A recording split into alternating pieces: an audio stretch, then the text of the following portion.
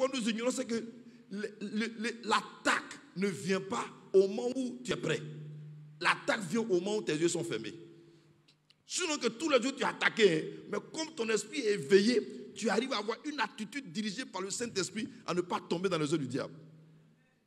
C'est pourquoi les deux éléments que l'Église, que Jésus a donné à l'Église, ou que le Saint-Esprit a donné à l'Église, qui sont les deux moyens, les deux capacités de chaque chrétien. Les dons spirituels et le fruit de l'Esprit. Les dons spirituels sont donnés à l'Église pour démanteler les œuvres des puissants des ténèbres. C'est-à-dire qu'un chrétien qui ne connaît pas, qui n'a pas les dons spirituels, ne peut pas voir la gloire de Dieu. Parce que les dons spirituels, Dieu a donné ça à l'Église, au corps de Christ, c'est-à-dire aux chrétiens, pas aux pasteurs. Tels que le don de discernement, le don de parole de connaissance, le don de guérison, le don de foi, le don de quoi encore? Parler en langue, interprétation des langues.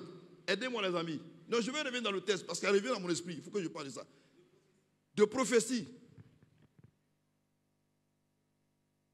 de miracle, d'opération de miracle. Parlons, on n'a qu'à causer. Maman ne dort pas. Si quelqu'un dort, gifle dans le Seigneur. Car tout ce que nous faisons dans le Seigneur. Soyez bénis 3 fois, 3 fois. Il y a quel type de don encore, les amis? Bon, charité. Je sais qu'il y a le don de la libéralité. Oui, don d'enseigner. Il y a plus de 12, mais il y a plus de 12. Quand on fait les études, il y a plus de 12 dons. Au moins, il y a les 12 qu'on connaît là. Les 9 fruits qu'on connaît là. Et citons ça. Maman veut parler. Ici, là, même si tu ne trouves pas, tu as 20 sur 10. Grâce sur grâce. Oui, maman? Don de guérison, ok, super. Alléluia. Alors, discernement, de connaissance. Donc, c'est des choses que tu dois prier pour ça. Dis à quelqu'un, tu dois prier pour ça. Tu dois aspirer ça dans ta vie. Ce n'est pas une histoire de pasteur. Si tu as donné ta vie à Jésus, que les dons spirituels ne sont pas dans ta vie, tu vas subir les œuvres des puissants des ténèbres. C'est obligatoire. La deuxième chose que l'Église Saint-Esprit a donné à l'Église, on appelle ça le fruit de l'Esprit. Le fruit de l'Esprit, c'est l'attitude de Dieu dans laquelle Dieu bénit. C'est-à-dire que c'est par le fruit de l'Esprit que Dieu passe dans la vie d'un homme pour le bénir. Pourquoi? Parce que quand les conditions, la situation, quand la provocation, quand la chair, quand les œuvres, quand la vie du monde se présente en toi, par le fruit de l'Esprit, tu arrives à avoir une attitude qui plaît à Dieu, qui fait que les gens ne te comprennent pas, mais Dieu te bénira. Parce que par le fruit de l'Esprit, les œuvres de la chair, le pouvoir de Satan et les esprits de la société n'arrivent pas à te contrôler. Tu arrives dans un endroit où on t'a frustré, mais tu peux t'emporter. Mais par le fruit de l'Esprit, il te donne la maîtrise de soi.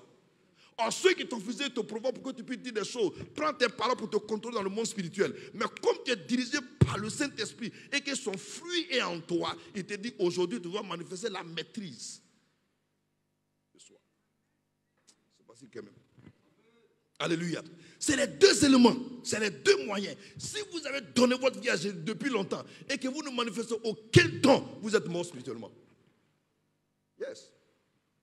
Depuis que tu as donné ta vie à Jésus, si tu ne manifestes pas les dons spirituels, tu es mort. Dis à quelqu'un, tu es mort.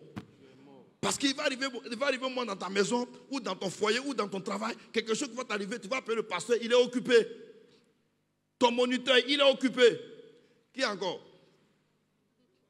Ton conducteur, il est occupé. Ton père spirituel, lui-même, il se cherche en esprit. Tu penses que ça ne se passe sur nous bien quoi? Tu veux qu'on te dise tout? D'accord? Qui? Quand tu es même là, oh, là, mais je suis chargé.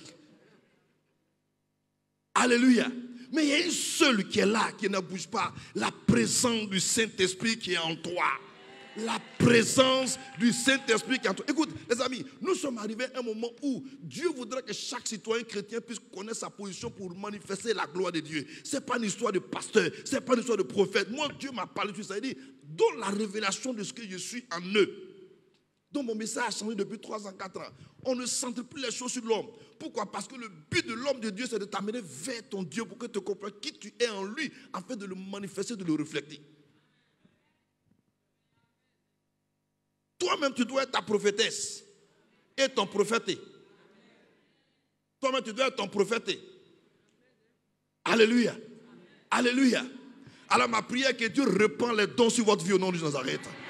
Amen. Que tout ce qui est mort en vous soit réveillé. Amen. Que tout ce qui est mort en vous soit ressuscité. Amen. Que tout ce qui est mort en vous soit ressuscité. Amen. Que le Saint-Esprit en qui je crois se sert de votre bouche, se sert de vos yeux, se sert de votre main, se sert de votre langue, se sert de votre corps pour faire des choses extraordinaires. Amen. Car ce n'est ni par la force, ni par l'expertise, ni par les calculs, ni par la prière, mais c'est par la puissance du Saint-Esprit. Alors, quand les deux choses-là quittent la vie d'un croyant, il est mort. Le prophète de l'Ancien Testament, Dieu utilisait le prophète pourquoi? Pour parler. Mais maintenant, là, les prophètes ne parlent plus. Oui, je vous dis la vérité, un prophète est censé de faire connaître les mystères de la connaissance de la parole. Dans la Bible, il y a ce qu'on appelle le prophète de l'Éternel, il y a ce qu'on appelle le prophète de Christ. Bon, ce n'est pas mon enseignement. Mais il y a deux types de prophètes. Mais aujourd'hui, le prophète de Christ doit révéler qui est Christ de l'Ancien Testament jusqu'à l'Apocalypse. Présenter Christ comme le modèle, comme un instrument, comme une ville pleine de Dieu par laquelle tu peux voir et arriver très loin sur la terre des hommes. Alléluia. Dis à ton frère, fais comme ça. Mets ta main, dis Seigneur, réveille-moi. Réveille ta vie qui est en moi. Réveille ta vie qui est en moi. Les soucis m'ont étouffé, réveille ta vie. Les soucis je vaux mieux que ce que je crois. Ta vie en moi. Tu comptes sur moi. Compte sur moi. Réveille ta vie en moi, Saint-Esprit. Réveille ta vie en moi, que les dons spirituels soient réveillés en moi. Que les dons tout ce qui est endormi soit réveillé. Même si personne ne croit en moi, toi tu crois en moi, Seigneur. Je veux croire que tu es avec moi. Amen. Amen. Acclame le Seigneur pour ta vie. Alléluia.